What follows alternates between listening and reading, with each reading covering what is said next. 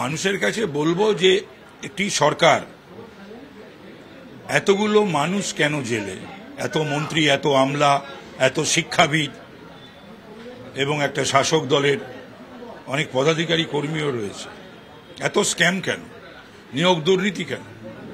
বছরের পর বছর যোগ্য প্রার্থীরা জল ঝড়কে উপেক্ষা করে, গ্রীষ্ম বর্ষা শরৎ হেমন্ত শীত বসন্তকে উপেক্ষা করে, পুজো পার্বণকে উপেক্ষা করে তারা ধর্ণা দেবে, আর অযোগ্যরা,